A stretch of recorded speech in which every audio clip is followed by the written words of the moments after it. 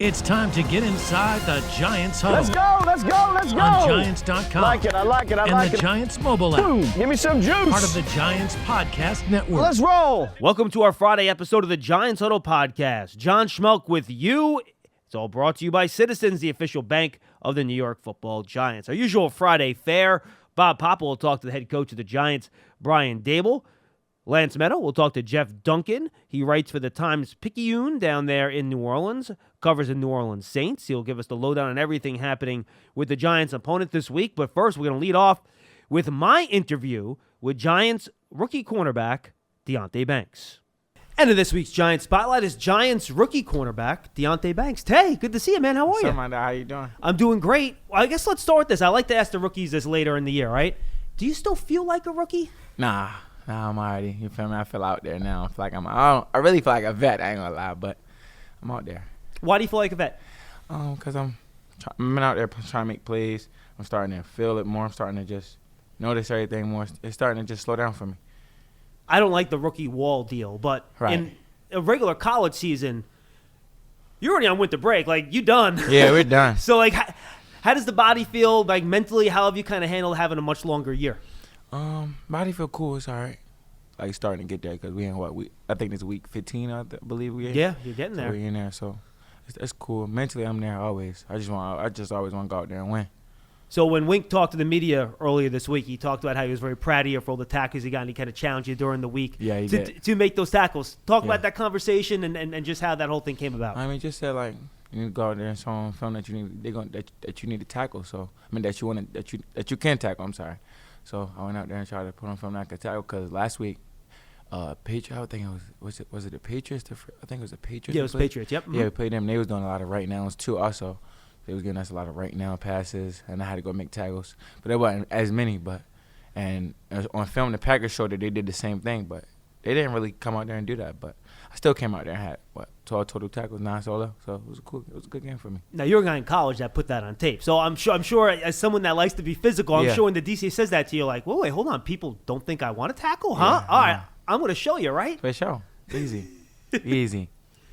You talk about feeling like a vet. Where do you think you've made the most improvements this year as a player? Mental. Just all mentally, like just knowing what's coming, seeing it first, like my down and distance, being aware, everything really.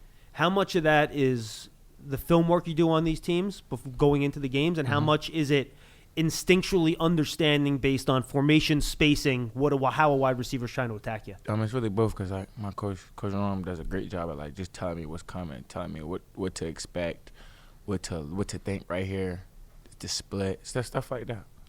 And do you sense that's still getting better? Is there still more room for you to grow there? Yes, of course, it's always room for improvement for me, honestly. And by far, it's only my rookie year, so of course I just want to keep getting better every week. Has anything caught you by surprise at all? I know, sure, you had expectations of what the NFL was going to be like. Has anything been different than what you thought it would be?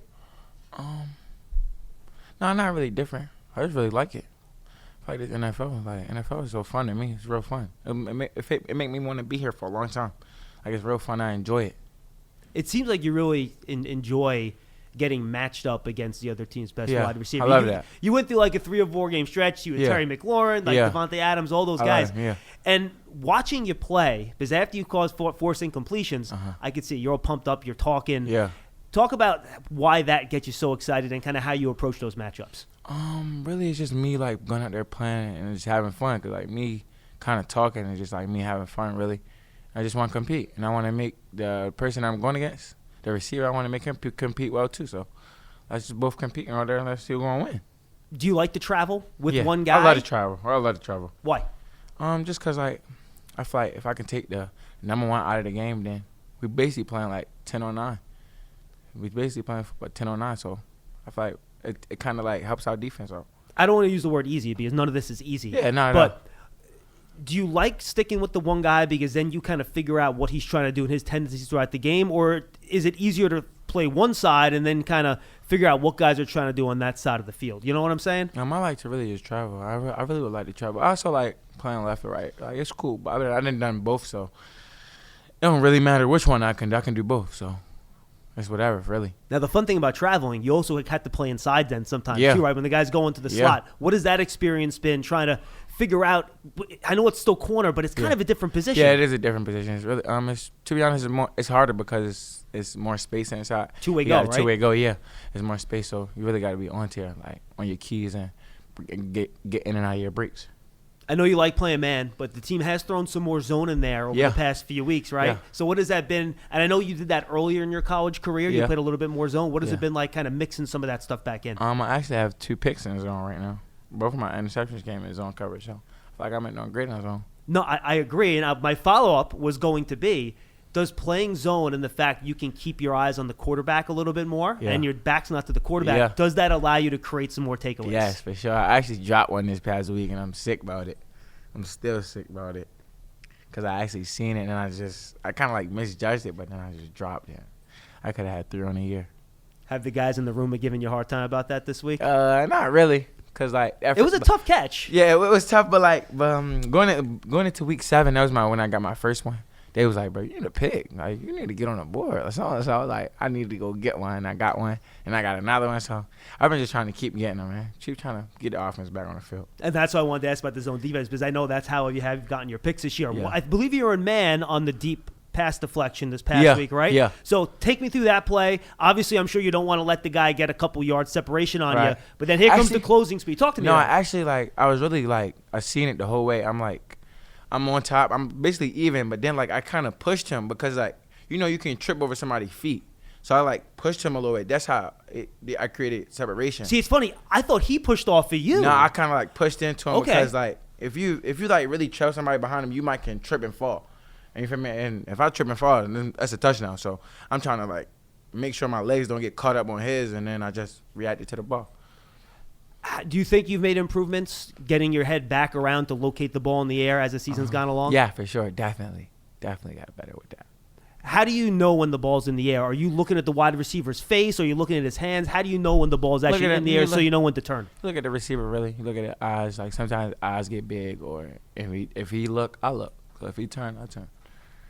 All right, let's talk about the team defense, right? Let's do it. Why is the defense, at least in my opinion, I think you guys are taking it to another level the last few weeks. Mm-hmm. What have you guys been doing better as a unit that's allowed you to play at a higher level? I feel we've been communicating better. Everything. I feel like we just got a family. It's a family over there on the defensive side, and everybody just play hard. We play for each other every week, and snap every snap. So we're just gonna keep trying to get better.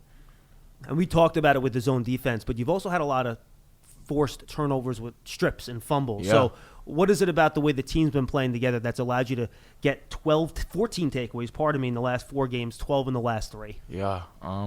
Really just been trying to, and we emphasize, bro, we need to get turnovers because we want offense to get out there and get more chances on trying to score because we need to win. Absolutely. Let's talk about the matchup real quick, and then we'll say goodbye. I do it. I looked it up. Never faced Chris Olave in college, right? Yeah. I played him, but I ain't really play him. You feel me? Yeah. It was my freshman year. We wasn't as good as we got to. And they were, number 2 team in the country. They had Chase Young, all them. They were pretty good. Yeah, J.K. all them boys. So now that you looked at him on tape, you are going to play him this week, right? Yeah. I'm sure you're going to be on him a lot. Yeah. What do you see from him? What makes him a tough cover? Real quick. A real quick guy, a real shifty guy. He know how to track the ball down the field real well. Real well. You know how to go get it.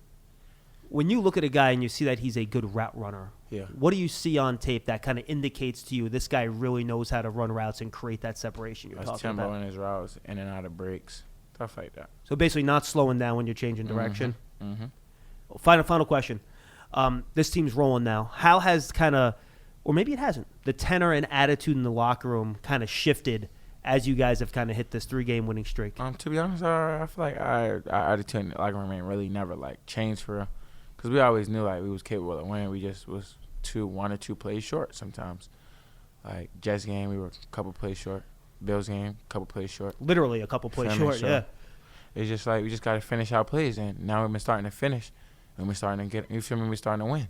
Finally, how'd you guys hold it together? Because I think a lot of teams, you lose all those games. You're sitting there. You've had a couple blowouts. Some teams would start pulling apart. How did you guys stay together? I really feel like it's a team effort, but also it go to our leaders and just be everybody being real calm and bro, let's go win. Let's go win. Everybody we not out there moping around. Even though we was 2-8, we was 2-8. Everybody not moping around. we still out there trying to go get a win. That's all we trying to do is get a win. I feel like we said by clearing all this out, like everything will be fixed by just going to go win. So we've been trying to win. And you win by taking it one play at a time and just doing your job, right? Yeah. Hey, good Next stuff, play man. Next play mentality. I appreciate it, man. Thanks so much. Always. Good luck today. Appreciate you, Thank my you. guy. You love turf. You're good at it. So you start a turf biz. Business grows, your savings grow. Become the most celebrated name in turf. Are you ready for all that life brings? The Giants Huddle podcast is brought to you by Citizens, the official bank of the Giants. From game day to every day, Citizens is made ready for Giants fans with insights, guidance, and solutions. Learn more at citizensbank.com. Great stuff from Tay Banks right there, and you can tell he's growing as a player and figuring things out. All the talent in the world as he continues to play, he's continued to get better and hopefully at some point turn into a shutdown cornerback.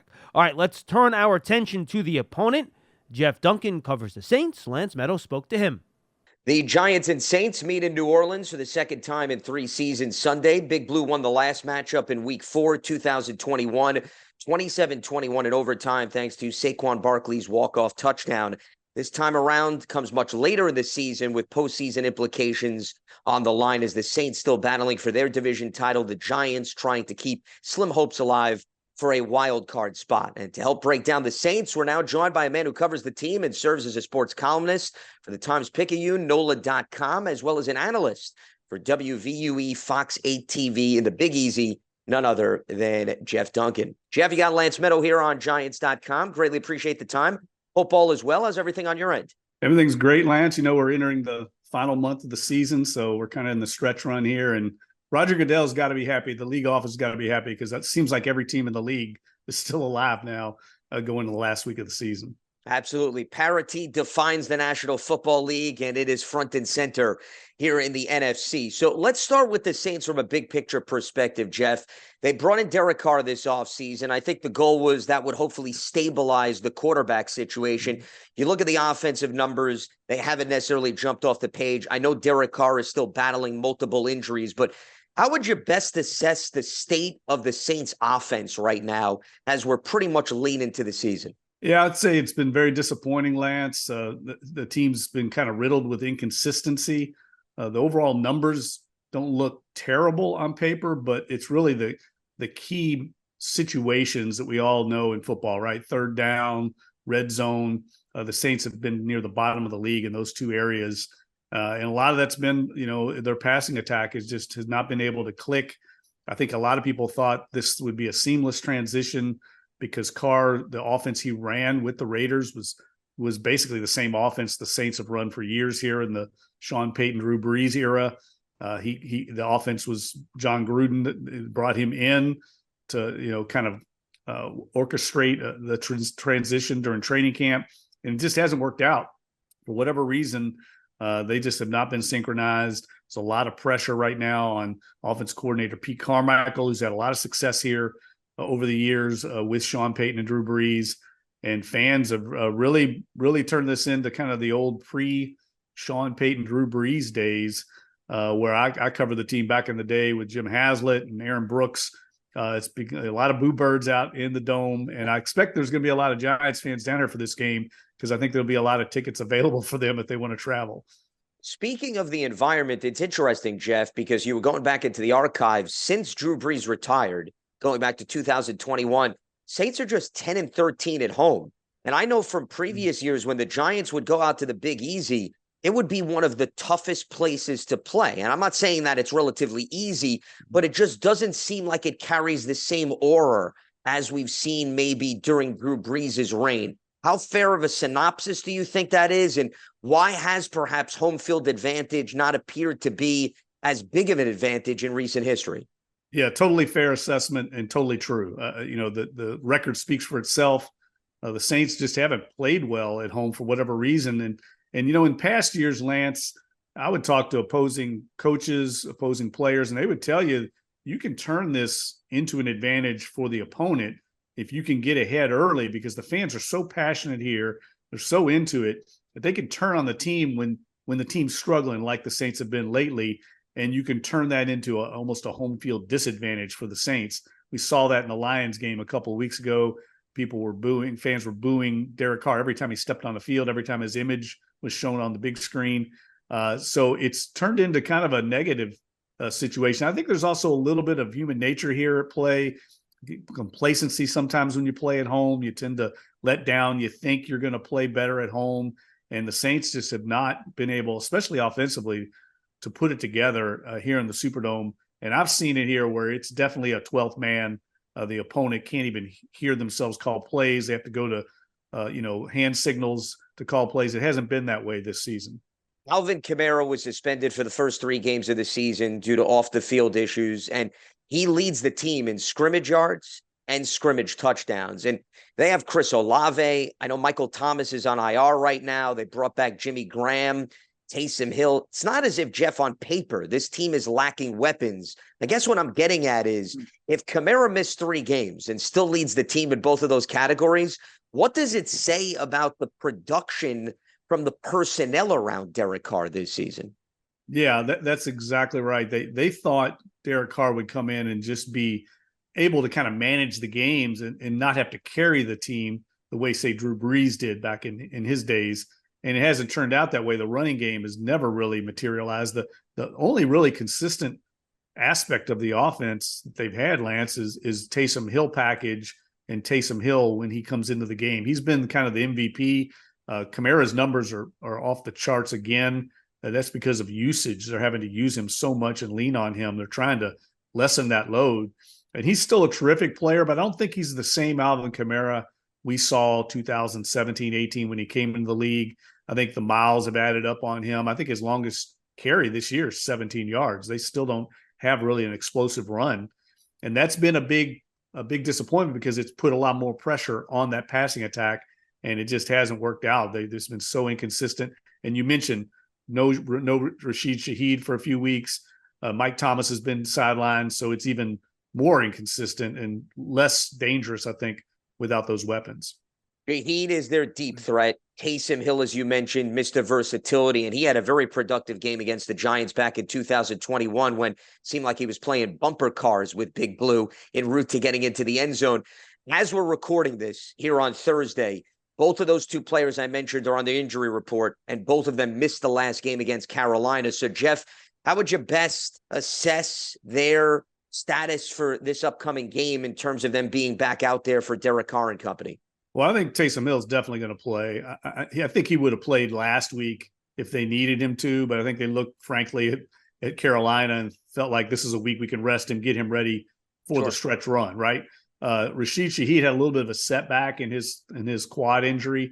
I think he's much more questionable, but he has made progress. So I think he's going to probably end up going down to the wire with him. And he adds a huge playmaking threat for this offense. I mean, he's one of the fastest players in the league.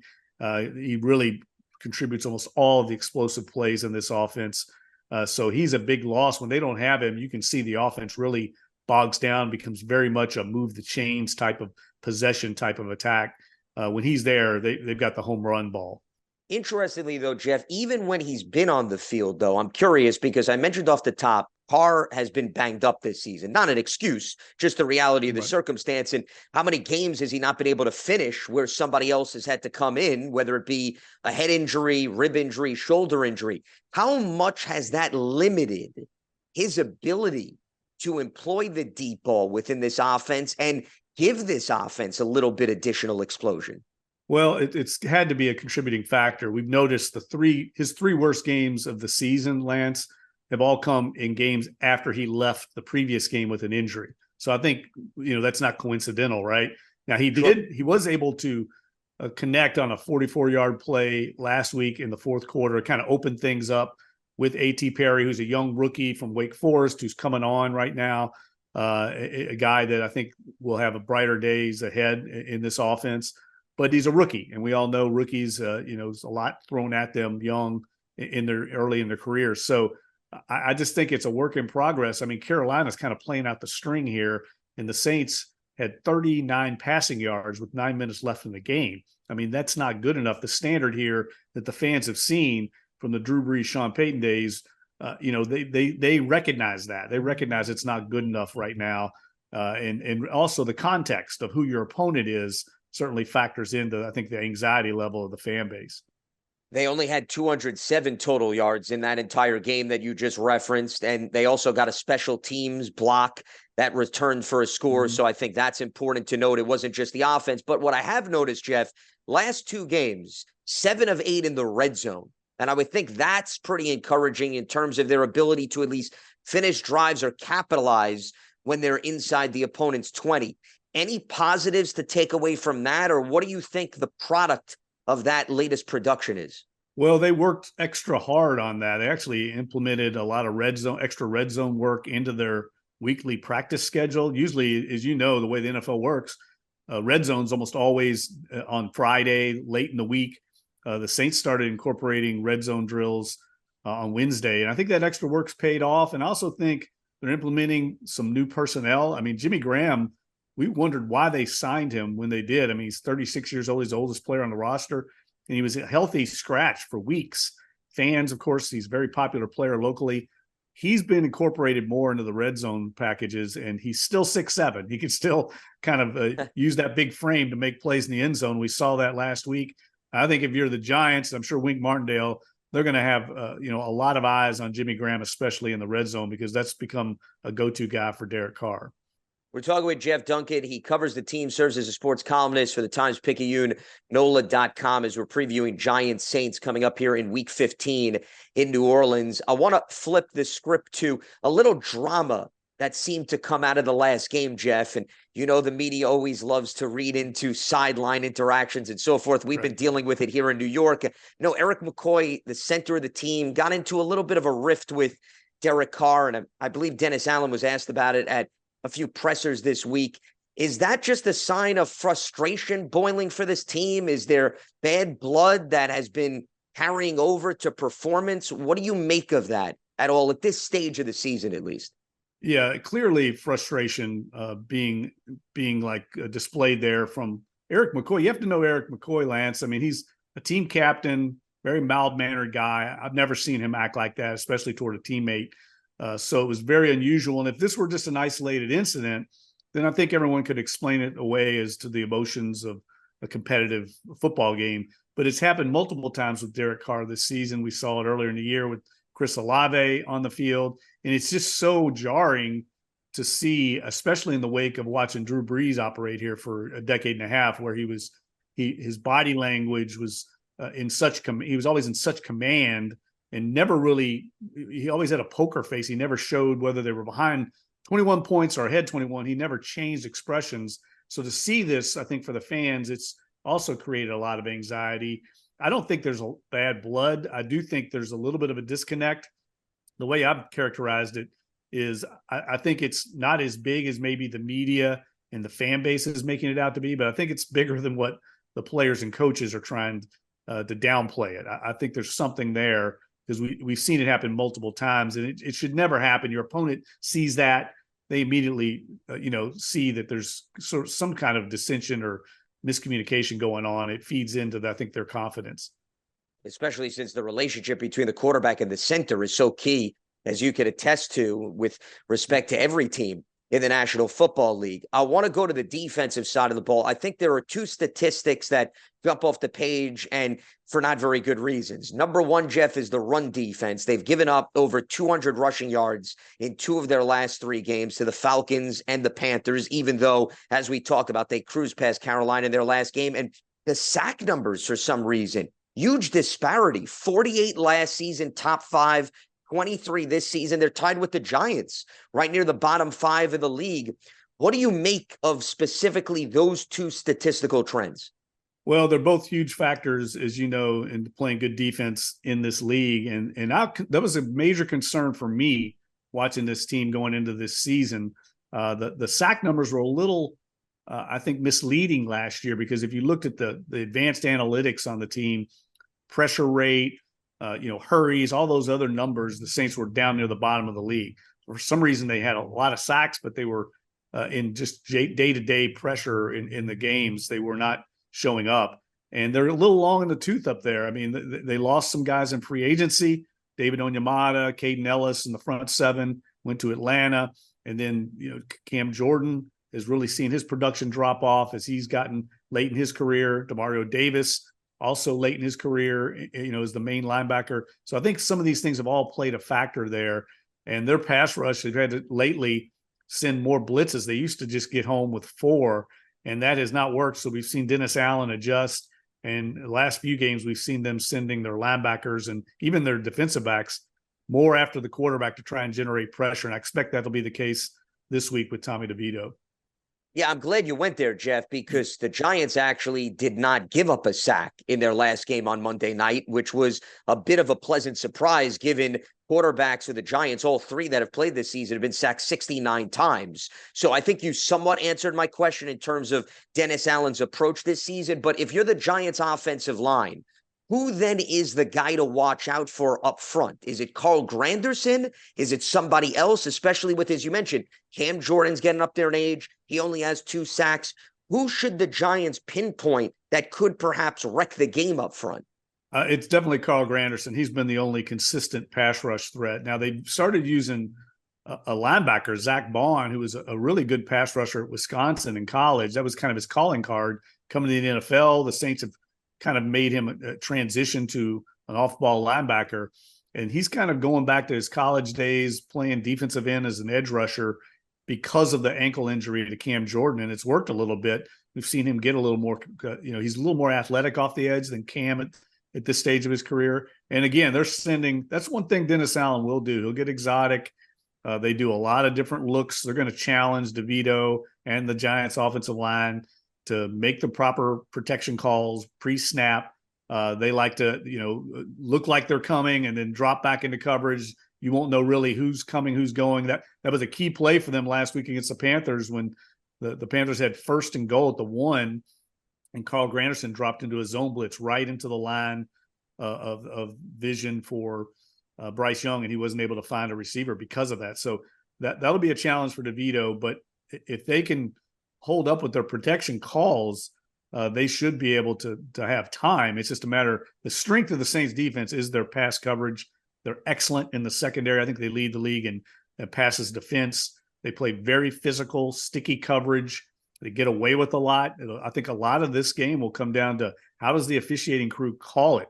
If they allow the Saints to get physical and reroute the Giants on the perimeter, it could be a long day for the Giants offense. If they start calling it and force the Saints to back off, it'll be a little bit easier for them. I guess both teams will be studying up on the officiating crew and their tendencies before this game, to your point. And the secondary, Jeff, as you pinpointed, has been outstanding. And I think it's impressive considering we were just talking about they haven't been getting home with an overwhelming amount of sacks. And you look at the injured reserve list, they've got Marshawn Lattimore, one of their best corners. They've got Marcus May, another great defensive back, who are sidelined. Yet despite that, I know Paulson Adebo and the Honey Badger are having great seasons, but what does it say about the depth, Jeff, of that unit that the production hasn't fallen off, even though they're not 100% healthy on the back end of this defense? Yeah, it's really been the strength of Dennis Allen his entire time he's been here, all the way back to his defensive coordinator days. That's what he was. He was a safety at Texas A&M. It's kind of his bailiwick is defensive secondary coverage, and they've been excellent. I mean, they ride defensive backs. They ride the receivers into their routes. They're right on them. I mean, they lead the league in defensive pass interference too. They're up there in defensive holding. I mean, it's a strategic, mission for them to grab and hold and to force the quarterback to make that tough decision. Lance, do I throw it? That DB's right there in man coverage, press coverage. Do I throw the ball, even though he's man-to-man, and they make it difficult. They try to disrupt the timing, and they do a very good job of it. I mean, Bryce Young was overwhelmed last week, and now Carolina is very limited in the perimeter core, but it's been the calling card for this defense. And look, they'll give up a few penalties. They'll give up a few big plays, but they're not going to change the way their style of play. It's been successful for them for a number of years. What specifically has jumped out to you, though, Jeff, about Adebo's play? 4 interceptions. He's got 2 forced fumbles, 14 passes defense. You mentioned they're up there in the NFL. Not to say that he hasn't been good. His rookie year was very impressive. Maybe the numbers didn't jump off the page last season, but is there something in particular that has helped elevate his game this season? Well, I think a couple of things. He's obviously playing with more confidence, which happens with more reps, more playing time you get.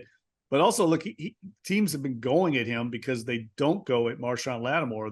They choose to go and challenge Adebo, and he's risen to the occasion. And I would say this: I have to say this. It's only fair to say. I mean, but the Saints have really been fortunate in their schedule this year. I mean, they have not played very many elite quarterbacks. I mean, the schedule has played out in their favor. I mean, maybe the best quarterback they've played all year is Trevor Lawrence. They've avoided the Patrick Mahomeses, the Joe Burrows. So they've played a lot of backups, like a lot of teams in the league. I mean, they'll get another one this week in DeVito.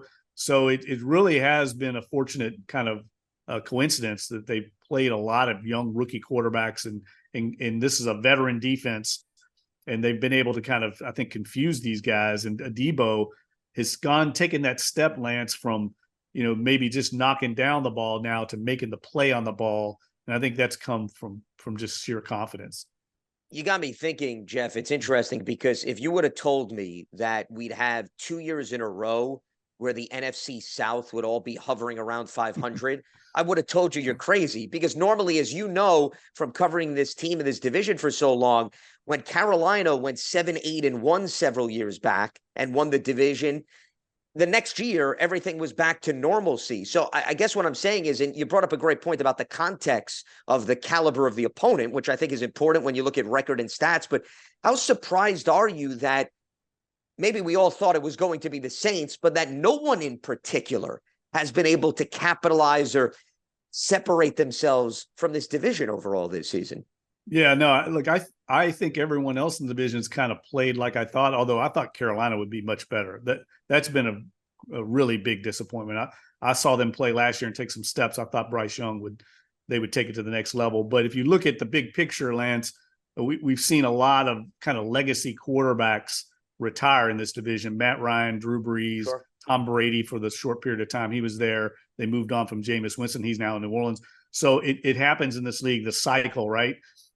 These organizations are going through. Bryce Young starting a new cycle in Carolina, and they're going to obviously have to go to a new coaching staff next year. So the turmoil is taking its toll, I think, on the key players in the league, the quarterback and the head coach. We've seen a lot of turnover in the division the last few years. And look, I think this week's game is interesting because the Saints and Giants, I would say, are two of the more disappointing teams in the league. I think expectations were much higher, if you can correct me if I'm wrong, in New York, after making the playoffs a year ago and the way the start materialized for this team. And the Saints, I think, definitely thought they were going to win this division, dominate the division, and be back in the playoff hunt. It just hasn't played out because of some of the factors we've talked about with Derek Carr and the offense. No, I think that's a very fair synopsis, though. With the parity of this league, here we are where everybody is still mathematically alive and keeping their head above water. Before I let you go, Jeff, I want to bring special teams into the conversation. Both teams actually are on new kickers. I know Blake Grupe started the season for the Saints, but the Giants had an injury to Graham-Gano, and Grupe, a rookie, but he has missed 7 field goals, and if my facts are right, missed a 29-yarder in the last game. They moved on from Will Lutz. They reunited him with Sean Payton, trading him to Denver. What have you made of Grupe's performance? And if this game is tight, how confident is this team right now that he could step up in crunch time and deliver? Well, the decision to keep him was somewhat surprising and certainly was controversial because Will Lutz had made a lot of big kicks here. I think there was some finances that played into that. Will Lutz being a veteran, you can go to the rookie and Grupe. And Grupe kicked very well in preseason. And he's kicked for the most part pretty well during this year, but he's missed 2 short field goals. I think the entire league, Lance, has only missed 4 field goals under 29 yards, and 2 of those are by Blake Grupe. So certainly those are disturbing. You have to make those gimmies, especially when you play the way the Saints play, a lot of close games, defensive-minded head coach. You rely on those special teams. I think there's got to be a little bit of a crisis of confidence with him. Now, Dennis Allen said the last miss against the Panthers was really due to a whole operation. The snap was bad. The hold was bad.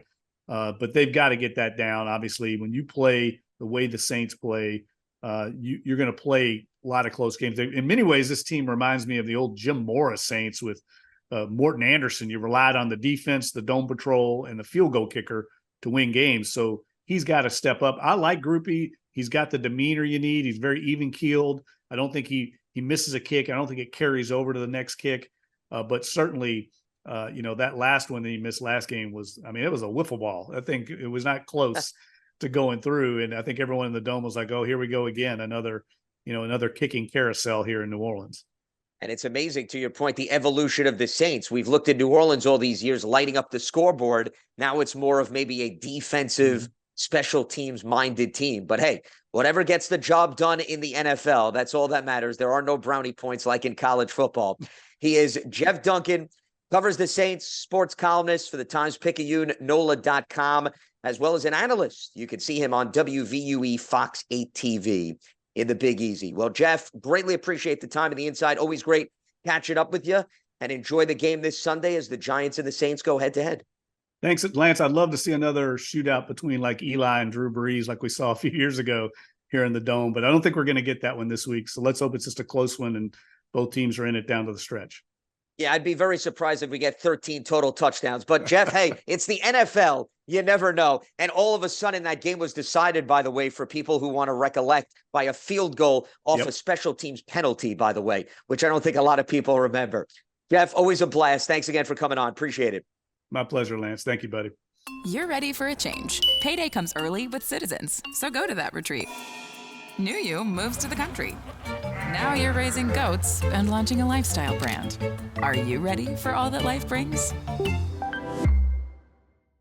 Giant fans love a winner. It's why they love Citizens, named a 2022 Best Bank in the U.S. by who else? The Banker. As the official bank of the Giants and sponsor of the Huddle, Citizens is made ready for fans of Big Blue. Learn more at citizensbank.com. Great stuff from Jeff Duncan there with Lance. We thank them a lot for a deep look at the Saints. Now for some Giants talk. The voice of the Giants, Bob Papa, with the head coach of the Giants, Brian Daboll.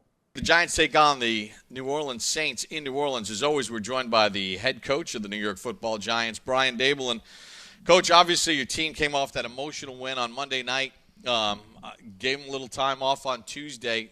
How was sort of the focus coming back to work on Wednesday and throughout the week? Yeah, consistent. Short week, so a lot to do for the coaches, for the players, but been consistent approach all year. You've got to make sure we're doing the things that we need to do to give ourselves the best chance. Coach, obviously, there's a little jolt of life here, right? You've won 3 in a row, and I talk about this all the time. If you walk through the building, especially on game day, if it's a home game, and even the messaging for a road game is 1-0. The players just staying focused on this game and this game only. You got to be proud of the way your team has sort of adopted that mindset and kind of stayed the course. Yeah, there's a lot of ups and downs during the season. The downs are no fun, and you have to manage the ups. You have to manage the downs as well. So, all we can control is how we prepare, how we practice, our chemistry, the things that are important that are going to give you a chance each week, and that's what we try to do. Coach, when you take a look at this football game today against the Saints, this is a team that plays really good pass defense. Their numbers in all the important categories are off the charts. 16 touchdown passes allowed, 14 interceptions, quarterback completion percentage, and all that other stuff. So obviously the run game is always important for your football team. But what makes their defense such a challenge, especially when it comes to the pass game? Well, their front and their coverage are tied together. They play a lot of tight man-to-man coverage. The windows are small. Their DBs are very sticky on the receivers and on the tight ends, on the backs. They do a good job of getting rush and throwing off the quarterback and the timing of the quarterback. So everything is tied together. Dennis Allen does a great job, and his players really do a great job in the system and are talented guys. And Coach, then I want to talk about Demario Davis for just a second. There's certain guys like the London Fletchers of the world that seem timeless. They play at a high level with a high football IQ, and they play a very physical and demanding position, yet they still play it at a high level. When you look at him on tape, what makes him a difference maker? Well, he's got a very good talent. He's physical, and he's very instinctive. So he's a playmaker for him, and he's been that way for a while since he's played. So we're going to have to know where he's at, but he is a physical, instinctive linebacker and one of the better ones in the league. When you look at them offensively, Coach, over the years, a trip to New Orleans meant usually like an Arena Football League game with, Drew Brees and Sean Payton dialing up all this stuff, and up and down you went. They're really playing to a different profile this year, aren't they, as far as how they play the game with what they have? And obviously they got a talented back in Kamara who's a threat not only in the run game but the passing game. But do you sense that they play more grind-out kind of games? I think it depends. Pete Carmichael obviously was there a long time with Coach Payton, and got a lot of respect for Pete and how he goes about his business. And they have some playmakers that have a lot of great speed. Shaheed, 22, is not just a good returner, but he's a dynamic receiver, can really threaten you deep. Olave was one of the better young receivers, and turning into one of the better receivers in this league. Very good route runner, savvy, can play multiple spots, excellent hands. And then Kamara is he's an issue wherever he's at, whether that's coming out of the backfield, handing him the ball, getting to the edge, making plays in space. We're going to have to do a really good job against those three guys. And, Derek's a long-time veteran who's played at a high level in this league for a long time. And, I think that they have a good football team, and it's going to be certainly a big challenge. Final question, Coach. I know you prepare for crowd noise. That's just part of the weekly NFL process. But going into this building, it's an older stadium. It's a lot of concrete. It's smaller footprint than a lot of the big new stadiums. Is it different with the noise issue in that stadium than maybe other places? Yeah, it's a great environment. And those fans down there, they get loud, and it is loud. So, we've tried to prepare ourselves the best we can. We're going to have to do a good job with our communication, particularly when we're on offense, but also on the defensive side and in the kicking game. We're going to have to play well and manage the noise when there's noise there. Coach, we appreciate a couple minutes. Best of luck this afternoon. Thanks, Pop. Appreciate you.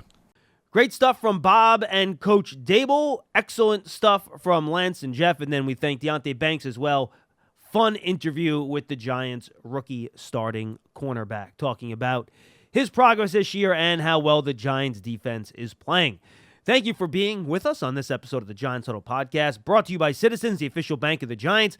Giants and Saints Sunday at 1 o'clock. Thanks for being with us. We'll see you next time, everybody.